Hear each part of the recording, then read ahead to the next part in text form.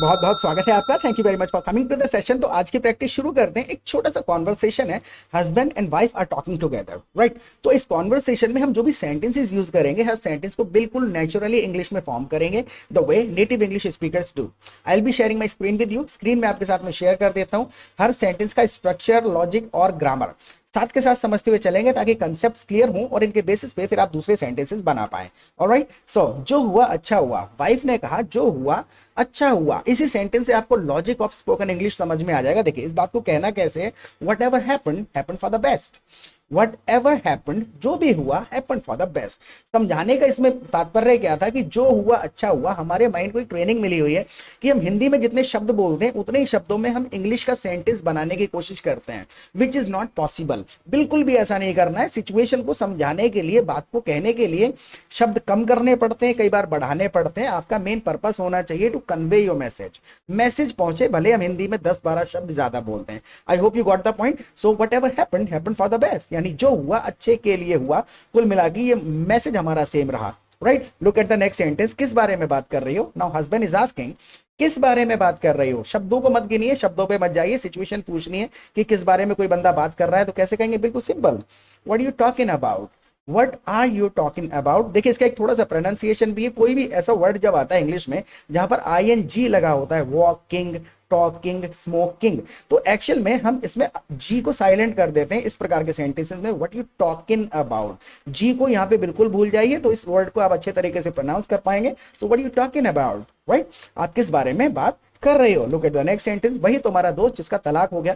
अब यहां पर प्रॉब्लम आती है। अब जब हिंदी में हमने इडियोमेटिकली कह दिया है वही तुम्हारा दोस्त, इंग्लिश में वही की कोई ट्रांसलेशन नहीं है। मैसेज पहुंचाने के लिए आपको एक ऑल्टरनेट ढूंढना पड़ेगा कि इस बात पे एम्फेसाइज कैसे किया जाए। तो कैसे करेंगे? I mean your friend who just divorced his wife.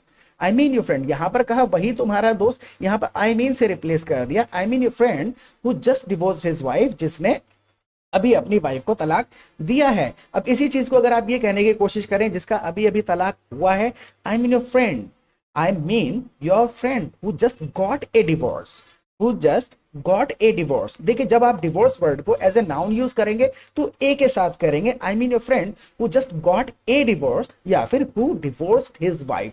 तो एज अ वर्ब अगर यूज करेंगे इस वर्ड को तो आप बिना ए के करेंगे और ए लगा देंगे तो एज ए नाउन यूज हो जाएगा। I hope you got the point. अब यहां पर देखिए दूसरे तरीके से इसको बोल करके देखते हैं, your friend who just got a divorce from his wife. अब यहां पर क्या कहा?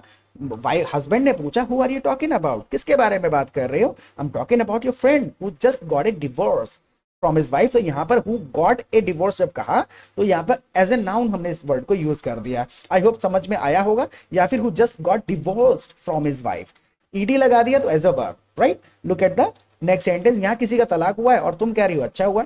जैसे वाइफ ने कहा what ever happened happened for the best, जो हुआ अच्छा हुआ। नाउ हस्बैंड इज सेइंग यहां किसी का तलाक हुआ है और तुम कह रही हो कि जो हुआ अच्छा हुआ, राइट। तो शब्दों को मत गिनिए, फीलिंग को समझाना है। So there has been a divorce here, there has been a divorce here, यहां पर एक तलाक हुआ है। या फिर someone got a divorce here, यहां पर किसी ने तलाक लिया है। So there has been a divorce here and you are saying it happened for the best, और तुम कह रही हो अच्छा हुआ। तो शब्दों को नहीं गिनना है। I want you to repeat the sentence after me. So there has been a divorce here and you're saying it happened for the best. आप कह रही हो कि ये अच्छा हुआ। Now रिपीट करते चलिएगा। देखिए रिपीट करेंगे ना तो प्रोनाउंसिएशन की आदत पड़ेगी, साउंड्स याद हो जाते हैं। 300 करीबन स्ट्रक्चर्स होते हैं रेडीमेड सिचुएशंस के लिए, राइट। उससे ज्यादा हो ही नहीं सकते। तो there has been a divorce here, someone got a divorce here, इस प्रकार के 300 अगर सेंटेंसेस आपने मास्टर कर लिए तो समझ लीजिए यू आर डन। अब आपको इंग्लिश आ गई, then you will be able to express any feeling in English without even thinking about grammar. Use ही नहीं होती है, हमारे पास इजी ऑल्टरनेट्स अवेलेबल होते हैं, right. Look at the next sentence. तो इसको एक बार रिपीट करिए। There has been a divorce here and you saying it happened for the best, ये अच्छा हुआ।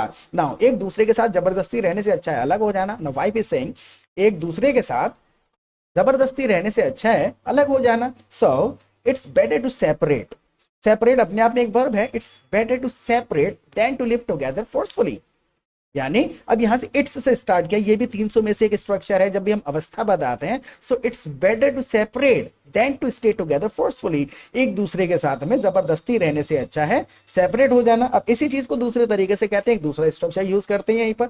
देखिए, it's better to separate than to put up with each other. यहां पर पुट अप जो है अपने आप में एक फ्रेज है, put up with each other, यानी कि एक दूसरे को बर्दाश्त करना, राइट। It's better to separate than to put up with each other, एक दूसरे को बर्दाश्त करना, जबरदस्ती किसी के साथ रहना अच्छा नहीं है। It's better to separate in this condition, आप सेपरेट हो जाएं। ये कहना आसान है, जब खुद पर बीतती है तो पता चलता है। अब इसमें इस वाले सेंटेंस से समझिए हमने क्या करा है। हिंदी में बहुत सारे वर्ड्स यूज हुए हैं, अगर हम इनको लिटरल ट्रांसलेट करेंगे तो मजा नहीं आएगा। सिचुएशन क्या है, सिचुएशन ये बताई जा रही है, it's easy to say when you are not in the same boat. It's easy to say when you are not going through it yourself. जब आप पे खुद पे नहीं बीत रही है, it's easy to say when you are not going through it yourself. आप खुद पे नहीं बीत रही है, या फिर इस चीज में आप ईडियम भी यूज कर सकते हैं, it's easy to say when you are not in the same boat. It's easy to say when you are not in the same boat. Same I mean the same boat कहते हैं ना, मेरी भी condition आपकी जैसी है। So it's easy to say when you not in the same boat. It's easy to talk when you not in the same boat, right. तो कई सारे ऑल्टरनेट हैं, एक बात को कई तरीके से कहा जा सकता है, और उसको सीखने का मैं आपको एक बेस्ट तरीका बताता हूं। अगर आप हमारे चैनल पे पहली बार आए हैं तो प्लीज चैनल को सब्सक्राइब कर लीजिएगा, क्योंकि लगभग 250 से ज्यादा वीडियोस ऑलरेडी अवेलेबल है हमारे चैनल पे। 10-12 सेशंस देखेंगे तो ट्रांसलेशन की आदत छूटने लगेगी, सिचुएशन के हिसाब से रेडीमेड सेंटेंसेस पता चल जाएंगे। और दूसरा, आप हमारी लाइव क्लासेस अटेंड कर सकते हैं। लाइव क्लासेस के 2 फायदे होंगे। सबसे पहले तो हम आपको अपने कम्युनिटी, अपने ग्रुप में ऐड कर लेंगे, जहां पे आप दूसरे पार्टिसिपेंट्स के साथ रियल सिचुएशन में प्रैक्टिस कर पाएंगे, which is most important part of learning.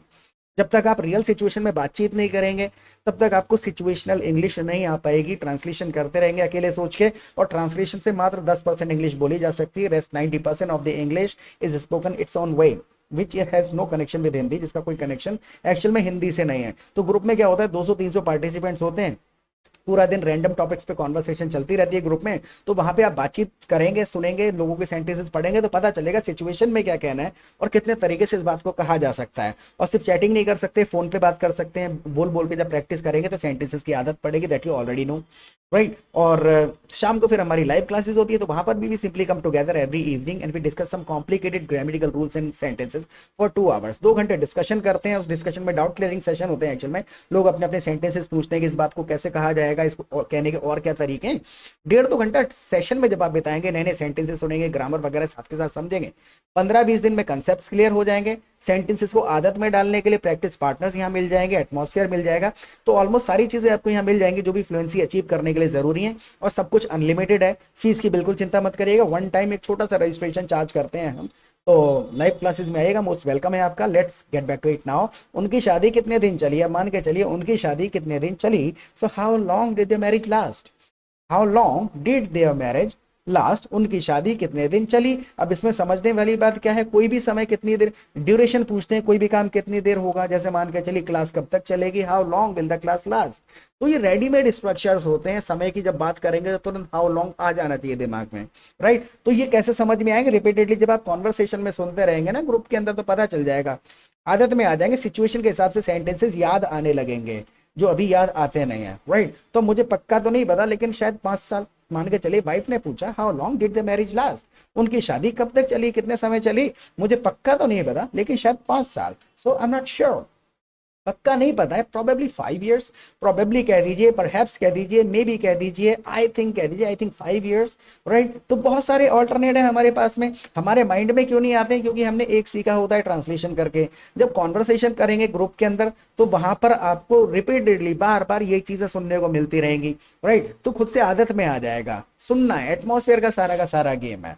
Now look at the next sentence. क्या उनका कोई बच्चा भी है, क्या उनका कोई बच्चा भी है। बिल्कुल सिंपल तरीके से पूछिए, do they have any kid as well, do they have any kids as well. As well की जगह पे आप टू भी लगा सकते हैं, ऑल्सो भी लगा सकते हैं। So do they have any kids too, क्या उनके कोई बच्चे भी हैं, do they have any kids as well, या फिर do they have any kids also. Also भी लास्ट में यूज किया जा सकता है। बहुत इंग्लिश में एक्चुअल में है ना, सही होने के चांसेस बहुत ज्यादा हैं, गलत होने के चांसेस मात्र 5% हैं।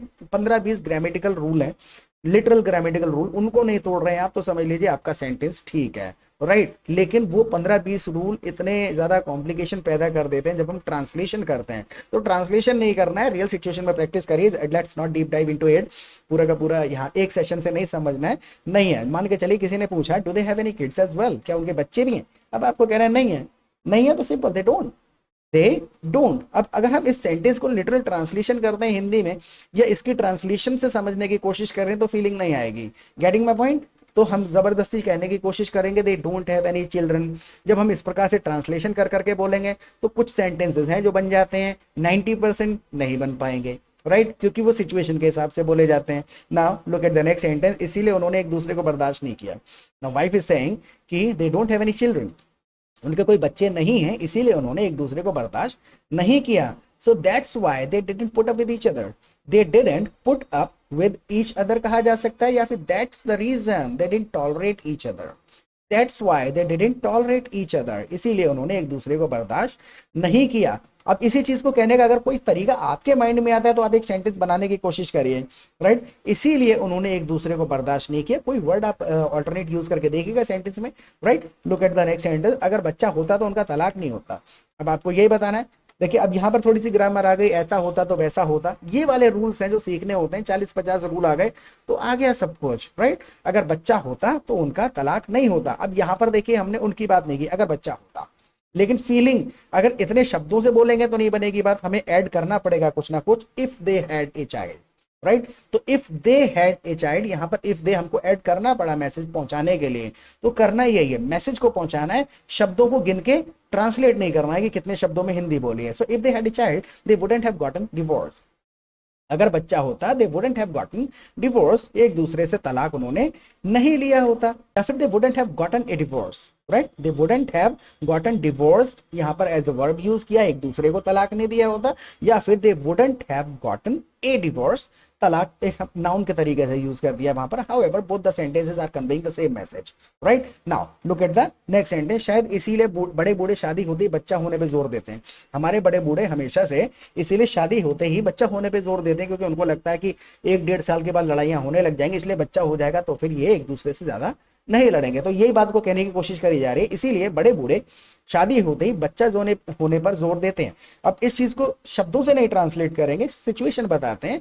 I think that's why our elders, ये आर है, OUR, I think that's why our elders always push us, always force us, force करते हैं, पुश करते हैं। So I think that's why our elders always push us to have a child soon after getting married, तुरंत शादी होने के तुरंत बाद। I think that's why our elders always force us to have a child soon after getting married, शादी होने के तुरंत बाद। अब इसमें क्या किया है हमने, छोटे छोटे 3 सेंटेंसेस बोले। आई थिंक दैट्स व्हाई यहां तक हो गया, इसीलिए our elders always push us, हमारे एल्डर्स हमेशा पुश करते हैं हमको, किस लिए, to have a child, to have a child soon after getting married, soon after यानी कि शादी होने के तुरंत बाद। तो तोड़ तोड़ के सेंटेंसेस कैसे समझ आएंगे, ये हमने 3 सेंटेंसेस बोल दिए। ग्रुप में प्रैक्टिस करेंगे तो ऐसी छोटी छोटी बातें चलती रहती हैं, तो पता चल जाएगा इतने पोर्शन का ये मतलब है, वर्ड्स को ऐसे फिट करना है सेंटेंस में, right. Look at the last sentence, ये भी एक रीजन हो सकता है। अब देखिए आपको बताना, ये भी एक रीजन हो सकता है। तो देखिए कई तरीके से कहते हैं इस चीज को, exactly this could be a reason to, ये भी एक रीजन हो सकता है। This could be a reason to, could का मतलब संभावना के लिए इस्तेमाल किया जा रहा है, फ्यूचर पास्ट से मतलब नहीं है यहाँ पर इसका। So this could be a reason to, या फिर this could be a reason as well, या फिर आप ऐसे भी कह सकते हैं this also could be a reason, right. तो बहुत सारे तरीके से सेंटेंस को घुमाया जा सकता है, लेकिन रूल्स 50 ही करीबन, 50 भी पूरे नहीं है एक्चुअली में, 35-40 रूल हैं कि कितने तरीके से प्रीपोजिशंस वगैरह को आगे पीछे किया जा सकता है। वो आ गया, सेंटेंसेस का फॉर्मेशन आ जाएगा, ग्रुप में प्रैक्टिस करेंगे, आदत में आ जाएंगे sentences. I already given my WhatsApp number, live classes में आप आइएगा और यहाँ भी प्रैक्टिस करते रहें। फिर मिलेंगे एक नए सेशन के साथ, टिल देन बाय।